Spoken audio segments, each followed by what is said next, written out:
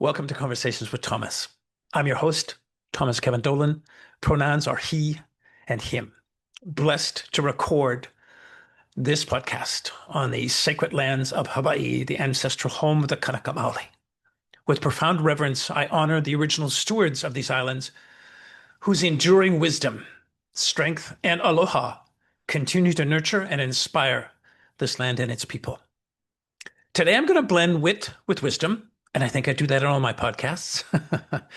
So you might cry, you might laugh, and you'll definitely feel more connected to yourself and the world by the time we're done. How's that for an intention? And yet, how's that for a projection on you from me? I'll own it. Today, we're going to dive into one of my favorite antidotes to modern life's chaos, JOMO, the joy of missing out. Yes, joy, not regret, not that nasty FOMO, the fear of missing out, joy. Let's explore why sometimes staying home is exactly what your soul and your nervous system ordered. I actually did that these past 4 days. Solitude was my intention. My husband always asks, when he scoots away or I scoot away, what is our intention for our time away? His was harmony with his family for 4 days in San Francisco, and I got to stay here in Honolulu by myself. I chose solitude. I chose JOMO. Let me talk about something I call FOMO's frenzy. Most of us have been there. Scrolling Instagram at 11 p.m. I'll own it. I don't have a glass of wine. I might have something bubbly, not alcoholic. I'm looking at someone's blurry selfie caption, best night ever. My brain starts doing gymnastics. Why wasn't I invited? Am I a loser? Are they having deep, life-changing conversations about me and without me? And spoiler, they're probably just arguing over the bill. Oh boy. This, my friends, is FOMO, the fear of missing out. Psychologists link FOMO to what is called a social comparison theory, where our dear brains can't help but measure our behind the scenes against everyone else's highlight reels. That triggers the brain's reward creativity, actually reward threat circuitry. Dopamine spikes from perceived opportunities mixed with, damn it, anxiety from feeling excluded. It's friggin' exhausting. And if you're not careful, you start making life choices based on not wanting to miss something instead of actually wanting to be there. Now that sucks. Think of FOMO as that needy ex who keeps texting you up. It doesn't care about your well-being. It just wants to keep you on the hook. This is cute. I'm calling it JOMO's sweet relief. Now, JOMO, with a question mark, JOMO is like that friend who says, you don't have to wear pants if you don't want to. It's the relief of knowing you're exactly where you need to be, curled up on the couch, with your beautiful dog beside you, or your cat, eating soup straight from the pot, watching a show you've already seen 5 times. No guilt, no explaining, no judgment. Author and activist Audre Lorde says, I am deliberate and afraid of nothing. They knew JOMO. Choosing JOMO is deliberate. It's really a refusal to be yanked around by the endless pull of more and must from our culture. It's a radical act in a culture that actually worships, right? Kowtows to busyness. And let's be honest, half the things we feel bad for missing wouldn't make a top 10 list of life's peak moments. I remember thinking to myself, and I've never heard anyone say, you know, my life turned around after that one network mixer at Denny's. Here's a breath of science.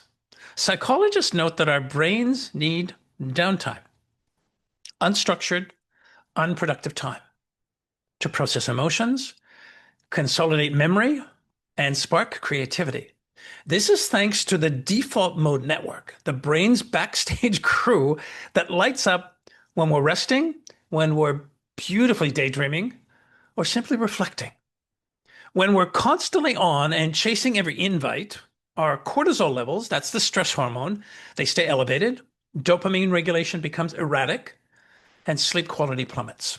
Over time, That means poor mood, reduced resilience, and even impaired immune function. By contrast, intentional solitude stabilizes dopamine. It lowers stress hormones and it lets your brain perform essential, I call it neural housekeeping, literally clearing out waste proteins actually while you rest. Poet and author and spiritual guru and all things miraculous, Maya Angelou once said, every person needs to take one day away, a day in which one consciously separates the past from the future. I'm going to suggest that Miss Angelou knew JOMO is how you give yourself that space, even if it's just a quiet evening in sweatpants, like the last 4 evenings of my weekend were. I want to present something I call the self-compassion layer. JOMO isn't about isolation or avoiding people forever. It's about aligning your choices with what actually nourishes and nurtures you. That might mean saying yes to a party one week and no the next, without actually spiraling into guilt or fear. Think of it as your life's menu. There we go. Just because dessert exists on that menu doesn't mean you have to order it every time. Civil rights leader Shirley Chisholm said, service is the rent we pay for the privilege of living on this earth. I'll add, we also pay with our energy. And if you're always overdrawn, you're not good to anyone. JOMO is how we make regular deposits back into ourselves. Plus, staying in means you avoid that awkward goodbye hug where you both go left and then you go right and end up accidentally slow dancing in the foyer. Here's a couple of examples. This is the practical part of my podcast. How to practice JOMO and land on what I call a mindful no. The next time you get an invitation, pause and check with your body before you answer. It never lies. Remember, the science of lie detection is based on the discomfort that can be measured in our body. Our bodies never lie. We've just been cultured out of listening to them. If your shoulders tighten, if your breath shortens, or if you feel a subtle kind of ugh, especially in your gut, which for me is connected to fear or anxiety, take that as a sign.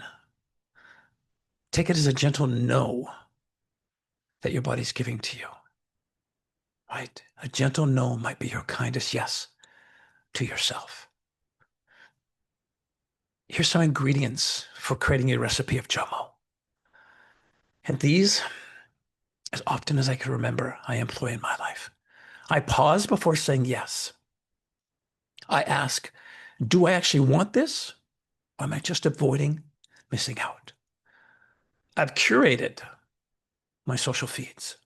I unfollow accounts that make me feel less than. I know that they can't make me feel less than.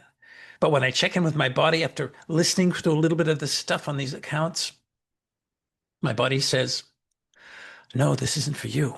And I unfollow them. I actually schedule solitude. I remember years ago, somebody being really upset when I said I needed alone time. And then 20 plus years later, she would come back to me and say, I really find myself giggling when I say to my friends, I need alone time, and they kind of berate me. And she said, I'm so sorry for doing that with you so long ago. Solitude scheduling is really important. Put it on the calendar like any other commitment. Have a go-to JOMO ritual. How's that? A go-to JOMO ritual. It might be PJs for you. It might be no clothes for you. It might be a beautiful tea. It might be reading poetry. It might be long baths surrounded by beautiful, beautiful candles. It might even be questionable reality TV. No judgment. Whatever refuels you. And then plan a monthly offline adventure. A day where you do something for you without documenting it, no photos, don't friggin' post it.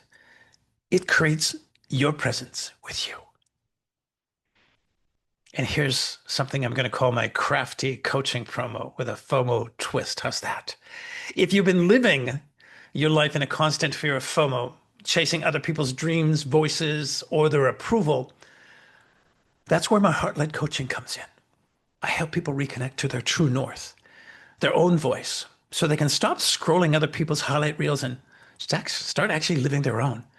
It's like trading your old fear of missing out for a shiny new faith in your own life. Consider booking a discovery call with me. It's free, it's fun, and you won't have to dress up unless, of course, you want to. Click on Begin Your Heart Journey on my coaching page at thomasdolan.com, thomaskevindolan.com. My mother would be upset that I didn't use my middle name. And let's create a life where the only thing you're missing is regret. So back to the podcast. So this week, I challenge you to choose JOMO at least once. Let someone else's post those blurry party photos. Let them post them while you bask in the quiet joy of being exactly where you are. I learned this the hard way. I used to be a chronic yes person. If something was happening, I had to be there. Part people pleaser, part human Wi-Fi connection. Yet over time, I've realized that constantly chasing out there meant I was abandoning in here, this beautiful heart of mine. I was burnt out, overextended, running on caffeine, obligation, old Catholic guilt, and the occasional chocolate chip muffin. Now I practice JOMO like it's a sacred art. Here is a practice for me. It's actually my personal JOMO practice. The first thing, I schedule white space like it's a meeting with Beyonce. If you saw Beyonce in your calendar, you wouldn't cancel, right? Neither would I. I block off time for me. I'm inviting you to block off time just for you. No excuses. It's how I get to, with downtime, boost creativity and problem-solving skills.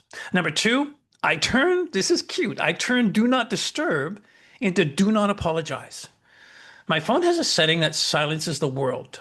Oh, I'm getting better at using it all the time. I don't explain it. I've discovered, and studies actually show, constant notifications spike cortisol, your stress hormone. So giving my brain silence is actually self-care. And I think great self-care. And the third, I've upgraded my no into an art form. A lot of friends say this to me. I remember a vice president in an organization I worked with some time ago said, Thomas, you are the clearest. You have the most profound sense of clarity. And of course, she wanted to know how I did that. I don't write a novel explaining why I can't go.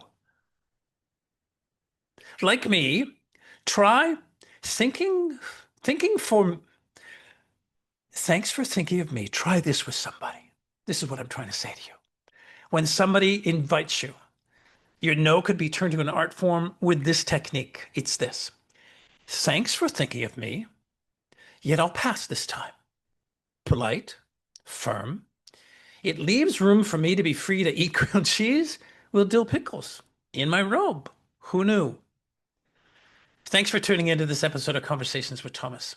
If something here sparked a flicker inside you, pass it along to someone standing at their crossroads, because good vibes deserve company. Ready to quit sweating the small stuff and start owning your power? As your coach, I'm here to walk beside you. My husband and I, we brewed this podcast from heart. Healing, a breath of science, and the occasional existential meltdown when tech decides to throw a tantrum. The executive producers, me and my brilliant husband, Adam Ma, who somehow takes my late night voice notes, philosophical spirals, and random musings and turns them into something that mostly makes sense. We're a two-human studio fueled by love, curiosity, and at times an unhealthy amount of noodles. Until next time, choose presence over pressure. Choose peace over panic. Choose the joy of missing out. Choose you.